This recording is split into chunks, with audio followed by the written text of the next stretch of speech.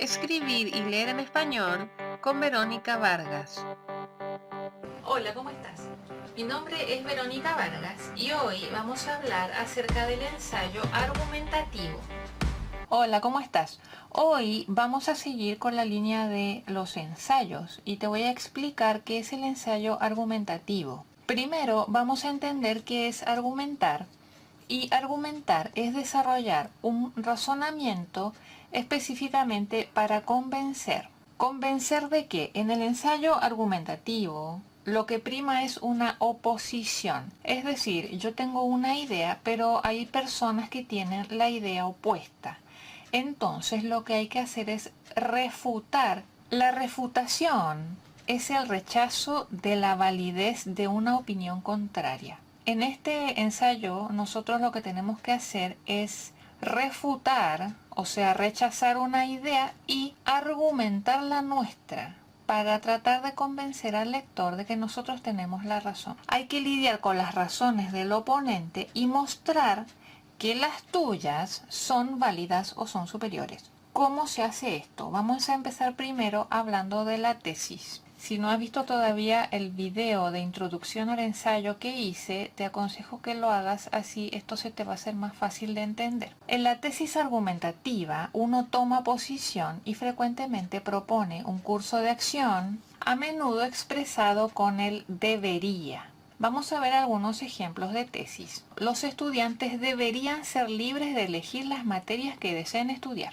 O la producción y venta de cigarrillos debería ser ilegal. Esto es una postura y que, como es lógico, voy a tener oposición. ¿Sí? Vamos a ver cómo trabajar estas oposiciones. Las claves del éxito de este tipo de ensayo es que tú debes conocer los puntos de vista de tu oponente y no solo los tuyos. Hay que recordar que tenemos que derrotar en lo posible de entrada los argumentos contrarios.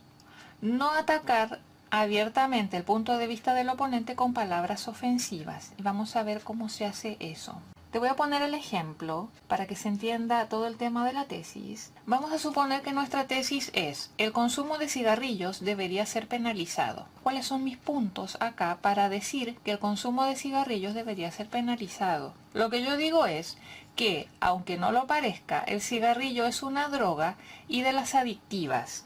Ese es mi punto de vista acerca del cigarrillo. Otro punto que yo tengo a favor y que es lo que yo voy a discutir en el ensayo es que el gobierno no debería permitir que las drogas circulen sin control, tanto para menores como para mayores de edad, y que fumar conduce al uso de otras drogas más peligrosas todavía. Supongamos que yo me presento a hacer mi ensayo teniendo esos puntos de vista, pero como dije, siempre hay un oponente y hay que pensar como el oponente. Yo debería también pensar o averiguar los otros puntos de vista acerca de mi tesis. Y acá sale esto. Hay quienes podrían decir que, por ejemplo, fumar es indoloro y calmante de la ansiedad. Otra cosa que podrían decir es que el gobierno no tiene derecho a decir qué se puede o no consumir, porque somos libres de consumir lo que nosotros querramos. Otra cosa que podría ir en contra de mi tesis es decir, por ejemplo, que el cigarrillo es de consumo masivo y que las empresas que lo producen son incluso más poderosas que el propio gobierno. Al hacer mi tesis y trabajarla, necesito saber estos puntos en contra. Esto es importante porque yo tengo que validar y refutar. Ahora te voy a explicar esa parte. Desde que hay por lo menos dos lados en una situación, y como escritor quieres convencer al lector que estás en lo correcto, no solo debes probar tu propio caso, sino que también que el oponente está equivocado o al menos que tus puntos de vista son más válidos o significativos. Sin embargo, si tu oponente hace válidos algunos puntos, tú también le concederás eso a su favor y después discutirás tus propios puntos. ¿Cómo es esto? Siempre en una situación hay dos puntos de vista clave. Uno dice que sí y el otro dice que no. Uno dice es bueno, el otro dice es malo. ¿Cómo hay que trabajar esto? Lo ideal es poner el punto de vista del oponente y decir que es verdad lo que dice, pero luego aportar argumentos, elementos para decir que ese oponente, a pesar de que puede estar diciendo la verdad, puede también llegar a estar equivocado. Vamos a verlo en un ejemplo para que sea más claro. En este ejemplo vamos a ver que el primer párrafo establece un argumento y el segundo le concede validez, pero a la vez yo lo refuto, ¿sí? Yo lo rechazo, yo le digo, mira, acá hay otros elementos a tomar en cuenta también en lo que has dicho. Entonces vamos a leer el primer párrafo que dice así: una de las razones por las cuales las personas con discapacidades motoras no deberían conducir automóviles es que son un peligro en las calles. Estas personas tienen problemas de coordinación y de lentitud en la reacción. Esto es particularmente preocupante porque mientras conducen deberían estar alertas a las necesidades inmediatas que se presentan en la calle con vehículos, peatones y señales de tránsito para evitar chocar o atropellar personas o animales. Sin duda, estos impedimentos físicos son los que producen accidentes. Bien, esto es una opinión, esto es una postura que yo la puedo presentar así tal cual en mi ensayo, pero si bien le voy a dar validez, también la voy a refutar, la voy a rechazar mostrando mis propios argumentos. Vamos a ver qué sale de ese segundo párrafo. En este segundo párrafo, punto validado, el anterior, pero a la vez refutado. Se dice que las personas con discapacidad motora no deberían conducir automóviles porque son un verdadero peligro en las calles. Mientras es cierto que el promedio de accidentes producidos por personas sin discapacidades físicas es elevadísimo, y acá yo podría poner números o estadísticas, el hecho es que las personas discapacitadas son simplemente menores en número. Por lo tanto, el número actual de accidentes provocados, o puede ser acá también la cantidad actual de accidentes provocados por este grupo, es el más bajo existente históricamente. Y si bien es cierto que sus habilidades para moverse o reaccionar no son tan agudas como las de las personas con todas sus facultades intactas, esto no necesariamente tiene que significar que sean un peligro para la sociedad.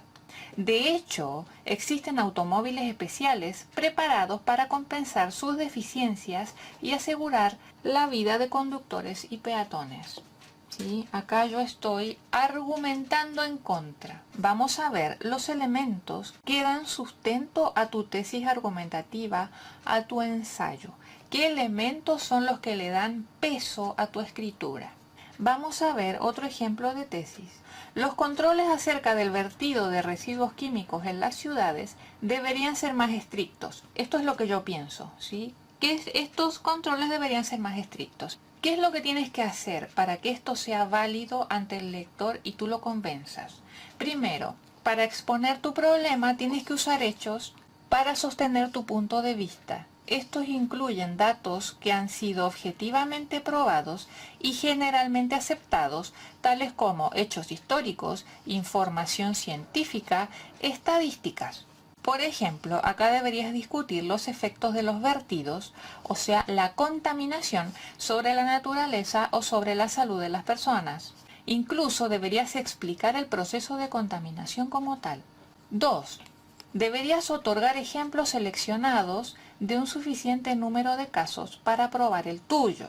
O sea que acá los ejemplos son importantes. Por ejemplo, las tierras o mares que han sido contaminados por ese vertido. Tienes que nombrarlos y ojalá hablar de porcentajes. Todo lo que soporte tu tesis tiene que ser expuesto en el trabajo. El otro punto que da validez a un trabajo son las opiniones de expertos, ya sean estos individuos o sean organizaciones. Y acá puedes hacer distintas referencias de a dónde has sacado el material. Vamos a ver ahora los modelos de ensayo argumentativos y te voy a presentar dos. Este es el modelo 1. Párrafo 1, la introducción. Acá se introduce el tema, el problema y tu tesis. Siguiendo este modelo, en el párrafo 2 tienes que aportar información adicional, definir términos y explicar lo que los lectores necesiten saber para entender el tema. Si tienes que definir una palabra, un concepto, si es algo muy técnico, tienes que hacerlo en este párrafo, porque así preparas al lector a entender lo que quieres decir. En el párrafo tercero deberías exponer tus tu primera razón y tendrías que tener una razón por cada párrafo. De 2 a 4 razones son ideales para un ensayo argumentativo. Tendrías que tener de 2 a 4 razones para pensar en un ensayo de este tipo. En el párrafo 4 pones la segunda razón, la explicas. En el párrafo 5 pones la tercera razón y la explicas. En el párrafo 6 lo mismo. En el párrafo 7 tienes que refutar la razón más fuerte de tu oponente. Acá viene la razón más fuerte de tu oponente. En el párrafo 8 tienes que colocar la conclusión y ahí deberías resumir, por ejemplo, tus ideas, demandar acción y sugerir una solución. Vamos a ver el segundo modelo de ensayo argumentativo. El modelo 2. El párrafo 1 tienes que poner la introducción, o sea, introduces el tema, el problema y tu tesis. En el párrafo 2, aporta información necesaria para que el lector entienda el tema. Párrafo 3. Comienza el párrafo con un resumen del argumento de tu oponente y te dedicas a refutarlo. El párrafo 4 viene el segundo argumento de tu oponente con tu refutación. El párrafo 5, el tercer argumento de tu oponente con tu refutación. El párrafo 6 viene el cuarto argumento de tu oponente con tu refutación. En el párrafo 7 viene la conclusión. Acá deberás resumir, demandar acción y sugerir una solución. Bien, vamos a hablar de las transiciones. Las transiciones son aquellas palabras que nos permiten fluidez en la lectura de cualquier texto. Hay algunas transiciones útiles que vamos a ver. Esto es como una idea muy general de aquellas que son para indicar orden, por ejemplo, cuando uno dice primero o segundo, tercero, si uno está indicando un orden, o en primer lugar, en segundo término, después de esto, después de eso, después de aquello, finalmente, sí, todo eso introduce orden. Ahora las transiciones para dar ejemplos, por ejemplo, para ilustrarlo, aquellas que son para sumar elementos, también, además, para concluir, finalmente, y las transiciones de comparación y contraste, que ahí puedes encontrar muchas en el video que yo hice específicamente de ensayo de comparación y contraste, pero acá te dejo algunas, de la misma forma o de la misma manera o del mismo modo. Sin embargo, por el contrario, y algunas otras más que puedes ir sacando tú mismo a medida que redactas. Espero que esto te haya servido porque aclara muchas dudas. Trate de ser lo más concisa y lo más concreta posible en este trabajo. El otro ensayo del cual te voy a hablar es el ensayo de causa y efecto. Y además te cuento que voy a abrir otra lista de reproducción en este canal que tiene que ver con la mitología y la lengua española. Yo creo que te va a gustar. Esto sería todo por ahora y nos estamos viendo en el próximo video. Te dejo.